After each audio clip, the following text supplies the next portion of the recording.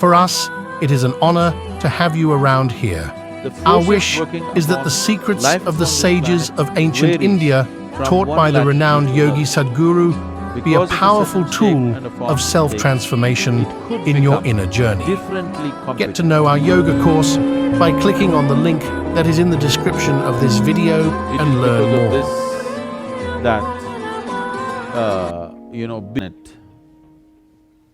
Does the celestial geometry work upon you in a particular way? The nature of the larger human system or the deeper human system, how it functions, definitely is impacted by the location. It makes them different. As you know, it is true with every other life. The plant life and the animal life, which is very comfortable in southern India, would wither away in anywhere around New York State or in that part of the world. Because the life here has evolved, it's not just the weather. It's not just the weather and the volume of sunlight or cold that happens. Yes, those are a big impact too. But why life has evolved the way it has evolved has something to do with the location.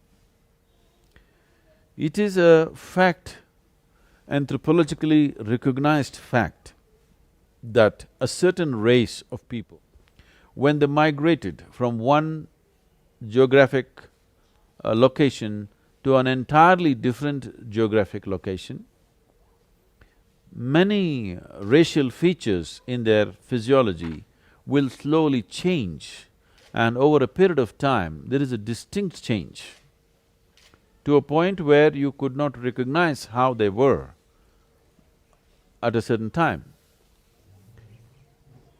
For example, India has been a cauldron of racial mix for a long time. But you will see how being at this location on the planet, of course the temperatures, the weather, all these things have an influence, but apart from that, just the nature of the food that they eat, nature of what planetary position they are, how it has altered their physical features and how they've completely changed is quite unbelievable. It is Central Asian people who came down as the Aryans about 8,000 years ago. Just see how people in Georgia, I'm not talking about United States Georgia, I'm talking about the Georgia, okay? In Central Asia, how those people look and how people who have come from there, who lived in India for over 6,000 to 8,000 years, how they look, you will be amazed how they have changed. Everything about them has changed. So there is weather, there is food, there is latitude, which makes the difference. Because the speed at which the planet is spinning has different effect of centrifugal and centripetal forces working upon every object upon the planet. The forces working upon life upon this planet varies from one latitude to another. So based on this, the impact upon how the body shapes itself, and because of that, because of a certain shape and a form it takes, it could become differently competent. It's unfortunate that every difference, certain human beings turn it into a discriminatory process.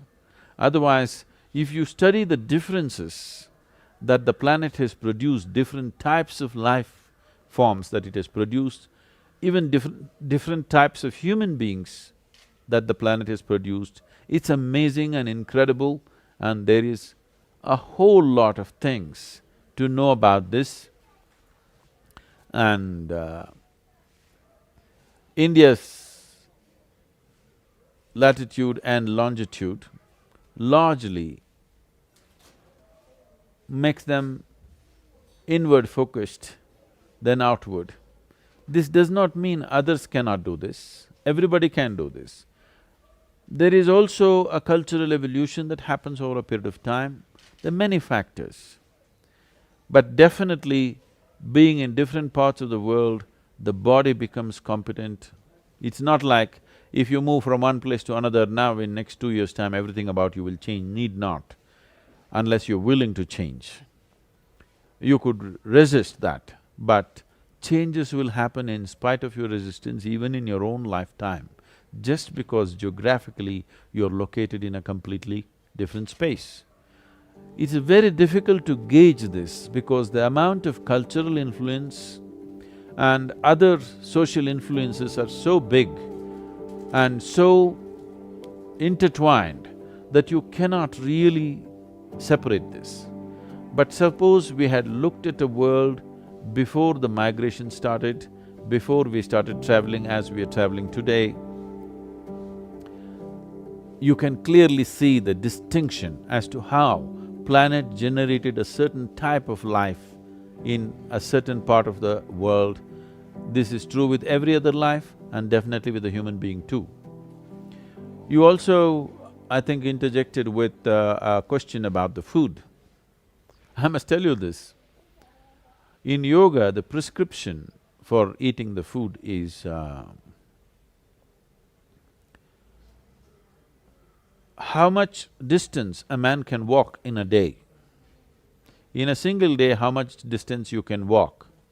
That should be the radius of the area from which you must eat. You should not eat food which is grown far away from you because the body that you carry is essentially a piece of this planet. If it is a piece of this planet, if you're eating food from that specific area and you're living on that area, there is a constant interaction between your body. Don't think this happens only after you find your cemetery spot. Even today, as you are sitting here, if you sit in this place, your body and the earth or this part of the earth on which you're sitting is in a constant state of a very profound interaction. It is because of this that, being in contact with the earth is a very important part of one's health and well-being.